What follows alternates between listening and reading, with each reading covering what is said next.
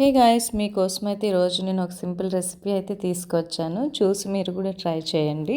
ముందుగా ఒక బౌల్లోకి 2 టేబుల్ స్పూన్ కస్టర్డ్ పౌడర్, అలానే half cup sugar, half cup పాలు తీసుకొని దాన్ని మిక్స్ చేసేసి పక్కన పెట్టేసేయండి. తర్వాత ఒక బౌల్ తీసుకొని ఒక హాఫ్ లీటర్ పాలైతే తీసుకున్నాను నేను.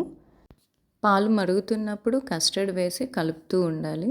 అడుగైతే అంటకూడదు. అడుగు అంటకుండా ఒక 2 మినిట్స్ వరకు అలా కలుపుతూ ఉండండి. అయిపోయిన వెంటనే మీకు థిక్ టెక్స్చర్లోనే వస్తుంది.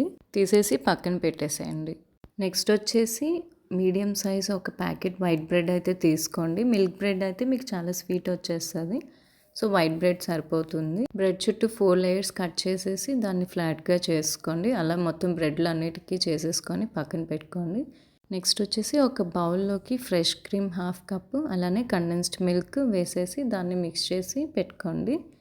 ఒక ఈవెన్గా ఉన్న బౌల్ అయితే తీసుకోండి. తీసుకున్న తర్వాత కస్టర్డ్ మొత్తం స్ప్రెడ్ చేయండి. చేసిన తర్వాత బ్రెడ్ని ఫస్ట్ లేయర్ కింద యాడ్ చేసేయండి. చేసిన వెంటనే మళ్ళీ పైన కస్టర్డ్ వేసి మొత్తం స్ప్రెడ్ చేయండి. అలాగా 3 లేయర్స్, మీకు ఎన్ని లేయర్స్ కావాలంటే అలా పెట్టుకోవచ్చండి మీ క్వాంటిటీ బట్టి.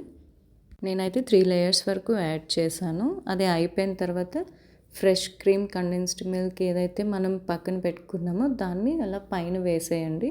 వేసిన తర్వాత బాదం మీరు చిన్న చిన్న పీసెస్ కింద కట్ చేసేసి దానిపైన స్ప్రెడ్ చేసుకోవాలి. చేసుకున్న తర్వాత ఒక 2 అవర్స్ రిఫ్రిజిరేట్ చేసుకోండి.